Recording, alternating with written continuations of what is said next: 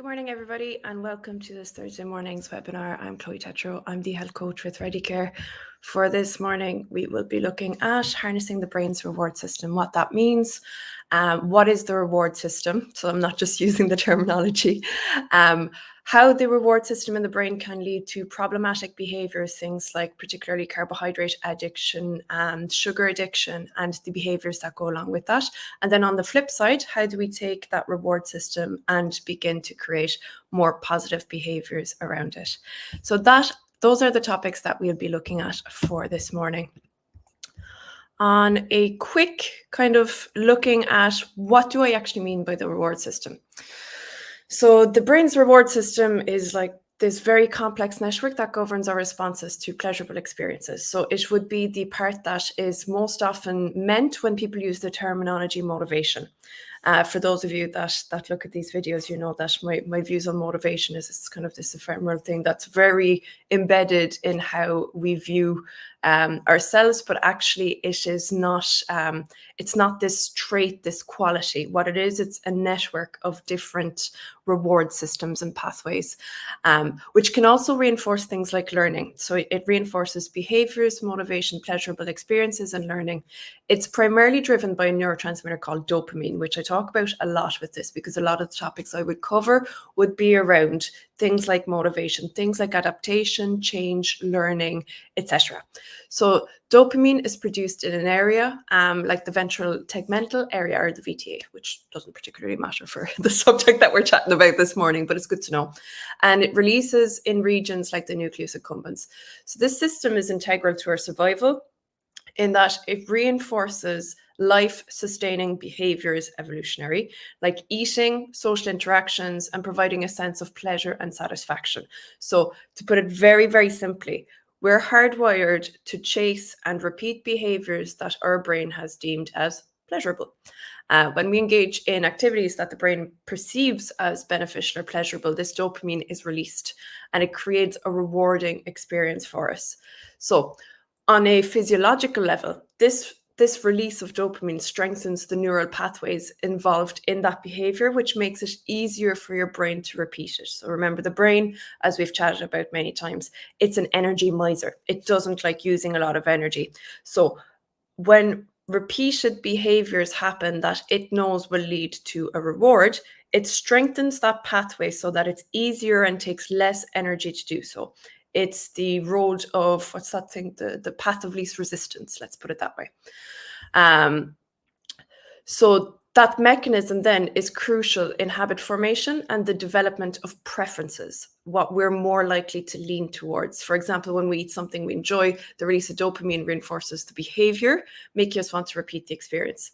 Now, another part of the brain that's involved in this, which I chat about quite a bit as well, is the prefrontal cortex, which is quite significant in the system.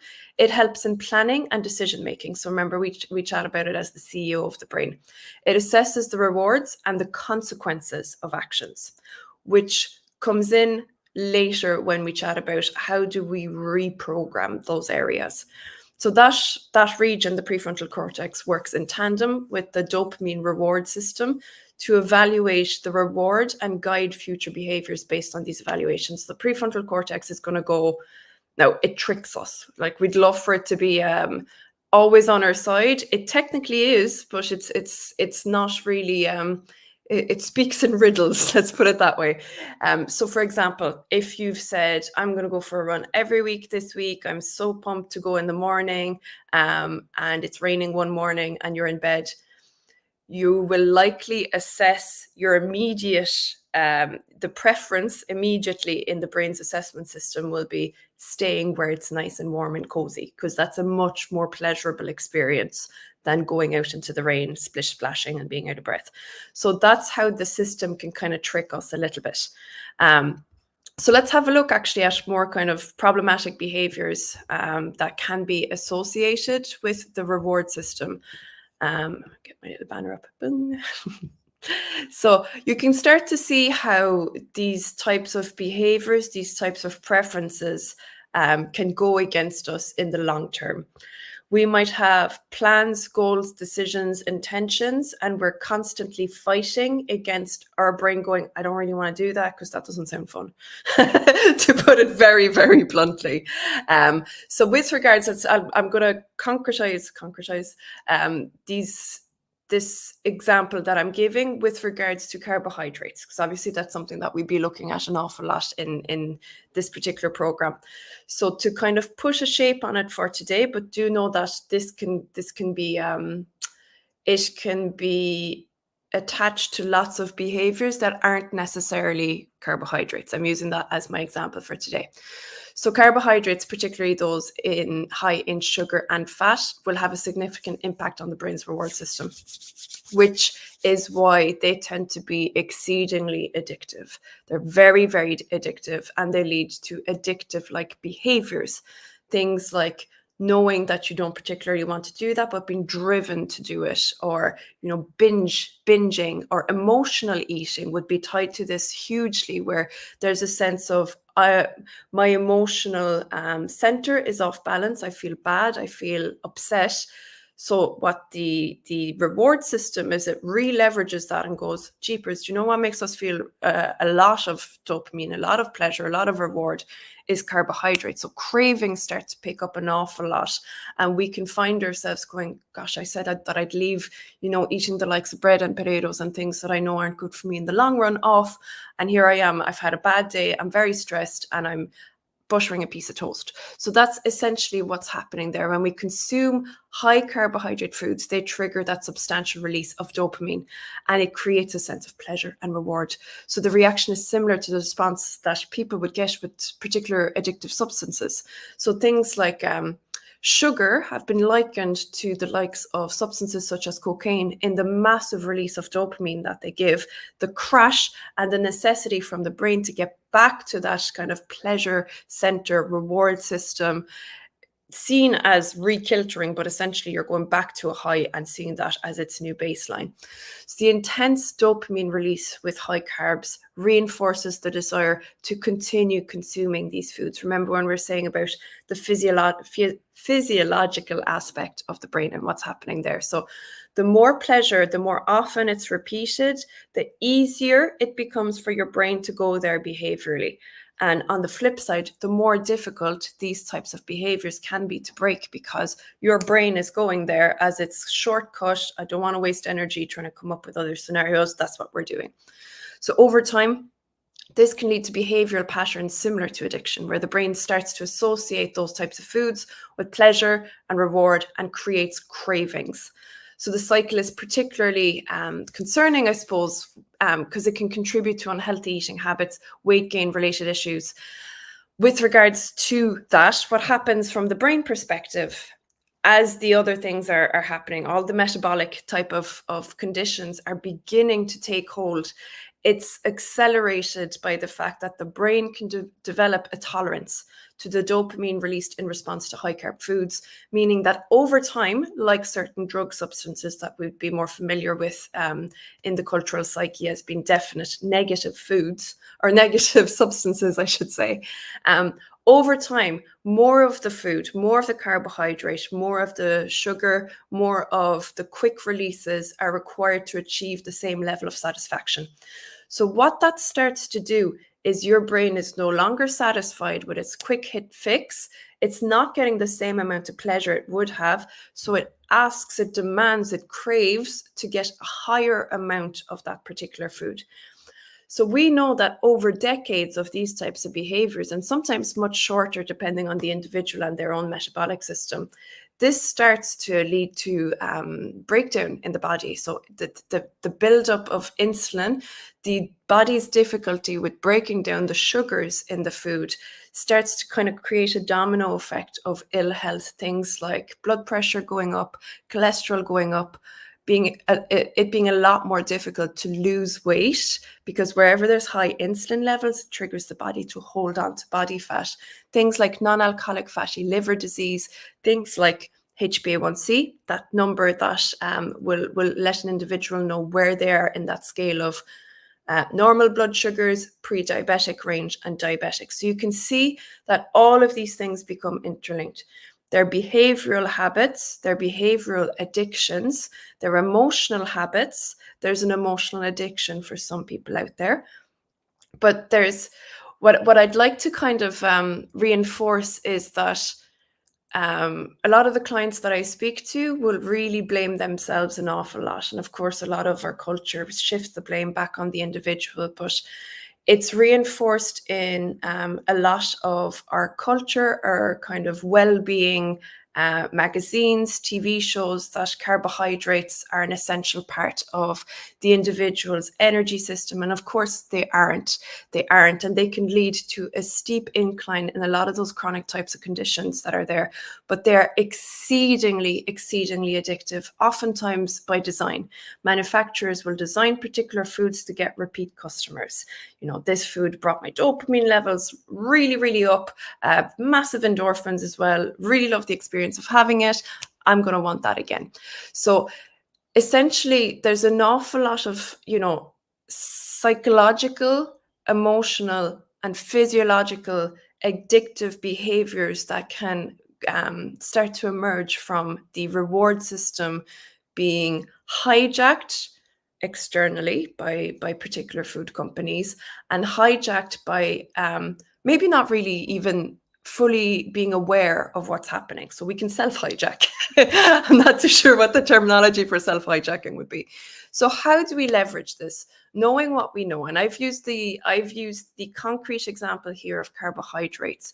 But if you look back into your own life, just give yourself a second and see, are there particular behaviors that I indulge in? Not indulge is the wrong word, that I'm driven to, that don't serve me, that I'm aware don't particularly serve me, but that I find myself incredibly, I'm finding it very hard to break out of particular habits. So start to see those habits and behaviors in your own life. They could be linked to foods, they could be linked to other things, any particular behaviors that you have, and start to go, okay, now knowing what I know about it, what can I do about it? Which leads us on to the reward system and positive behaviors. So influencing change. So when we leverage the brain's reward system, it's the best option that we have to create and sustain healthy, positive lifestyle habits. Once we understand how it works, you can develop strategies to combat that. So we know it's going to go heavy in a particular way. We're going to counteract that knowingly. We're going to tilt it in the other direction, knowing that there's going to be a period of time where, for example, it's more difficult for your brain to play ball, let's put it that way, in the first few times of creating a habit. In the first few times, remember, there's a reinforced habit that's giving itself a reward, and those are your negative habits, things that you are finding problematic, that yes, they bring you an amount of immediate pleasure, but they're getting in the way of your long-term goals. So an effective approach to start to create change and leverage the brain's ability to change, actually, because we're not stuck. It can sound a bit doom and gloom to go, okay, you know, it's been reinforced, there's particular pathways, but everything in the brain can change. Most things in the brain can change from a behavioral point of view once we understand how it works. So an effective approach would be through what's called incremental wins, which some of you might be very, very familiar with. So those are very, very small achievable goals that trigger that release of dopamine. So the release reinforces the behavior. So your brain will equate that behavior with, I feel quite good about that, actually. That's great. Make it more likely to be repeated. So, for example, choosing a healthy snack or completing a workout can be seen as an incremental win, gradually leading to the establishment of healthier habits. Now, the caveat that I would say with incremental wins is go really, really, really, really, really, really easy on yourself in the beginning stages of it. Make sure that you crawl before you attempt to even take baby steps. And what I mean by that, it's not kind of underachieving. It's not kind of placing yourself in a category where you don't believe you can do more. We absolutely believe any of us can do more, but it's really playing with the intricacies of the brain and how behaviors work. If you can get a bit of dopamine, even for something so simple, you will build on that. You'll build on that, and that dopamine reinforcement will cascade. It'll be like a domino effect. So each time you do something incredibly simple, you can build on that with further ease. Now, that's going to seem like child's play in the beginning stages, but you're going to start to see that having completed 4 minuscule tasks towards your larger goal that you've gone, check, check, check, I've checked the box, I'm feeling good about checking the box, they will accrue to make it easier once you start to go to kind of primary school level of changes, then secondary school, then college, university levels of behavioral changes. Once you've established a foundation where your brain and your being already associate particular tasks with feeling good about yourself, that's a massive, massive hack. So do not skip the baby steps. Don't skip adding an apple, a single apple. I mean, maybe not an apple in our case, the berries, adding something like berries to your shopping list. So that's a move in a positive direction for healthy eating habits. A particular week, you might say, I'm actually not going to have bread that week. That's all I'll do that week. That's all I'll focus on. You get to the end of the week and you say, gosh, I feel really good about myself. I feel like I'm moving towards a positive, healthier version of myself, which kind of brings me on to the second trick, which is very, very good on top of achieving small attainable goals. So we want all of these small attainable goals to be steps you have gained towards a much larger goal. And so we're engaging the prefrontal cortex, the part that we mentioned earlier with this. When you have all of your small steps not just be independent, not just be haphazard small goals that you've attained, but they're leading you towards something much, much bigger. Each time that you successfully attain your small achievable goal of, let's say, going for a 5-minute walk on your first day, that whole week, I'm just going to do a 5-minute walk. The next week, I'm going to do a 10-minute walk. The next week, I'm going to do a 15-minute walk. All of these are goals you can tick off as small achievable goals. They're going to make you feel good about yourself. They're going to make you feel like your self-efficacy, which is something we mentioned in our last chat, is building.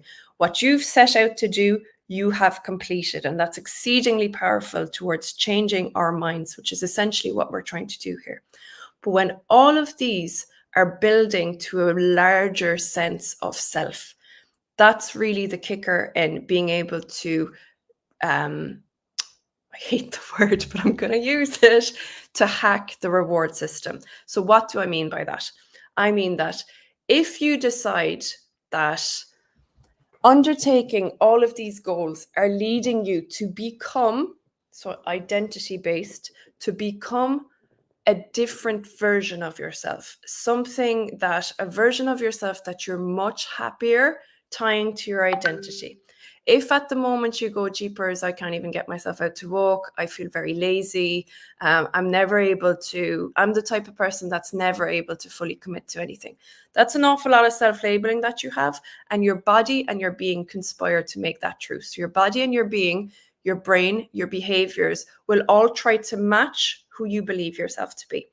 So the larger goal, the larger kind of North Star, let's put it that way, the larger direction that you're moving towards, is the best way to leverage the reward system here is to make sure that it is a version of yourself that you find exceedingly rewarding to self-identify with. So we'll go back to the example of the person walking. So before, they might have viewed themselves as lazy, not able to commit to anything, not able to follow through with anything. And they could have set themselves goals that were much too large for the level of change that their brain was capable or able to do for them at the time. So remember, much smaller goals. And who they're trying to become is a healthy person that exercises, right? And if you give yourself a moment to go, what is a healthy person that exercises? What does that mean to be? What does that mean to me? How will I be different?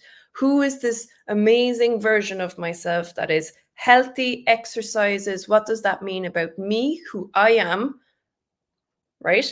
Keeping that in mind, that's going to become exceedingly attractive to you, exceedingly attractive to your brain, your sense of self, partially your ego, and it's going to align more with what's important to you and be a much greater source of reward to you.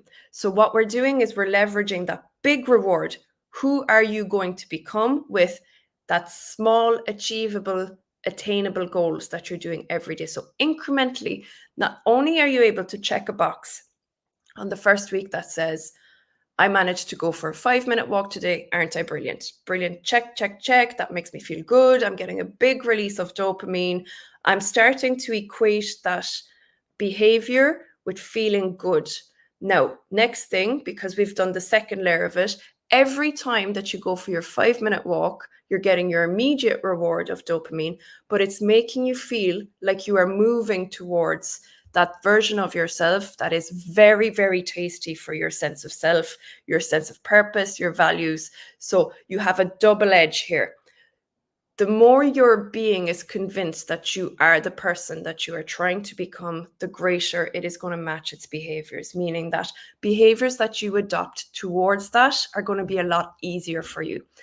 So I've gone on a bit about that now, but I hope that it's not too confusing with it.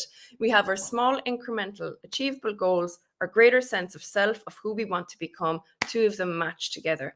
Now, with that, making sure that you give yourself a point in time once a week, and it can be very private. It can be on your phone in your notes, or it can be, in a written journal, if that helps, to really give yourself evidence that you are doing well. Because as human beings, we have what's called a cognitive bias towards negativity. Most people will be far better at picking out what they've done wrong than what they've done right. So if you start to build a bank of evidence, even once a week, where you take 5 minutes and you write all of the things that you are proud of yourself for doing towards those steps, it will legitimately reinforce. And remember, the more dopamine is given to a behavior, the more it physically reinforces that pathway. It becomes easier. It becomes less energy demanding for you to create that behavior, for you to undertake that behavior, beg your pardon.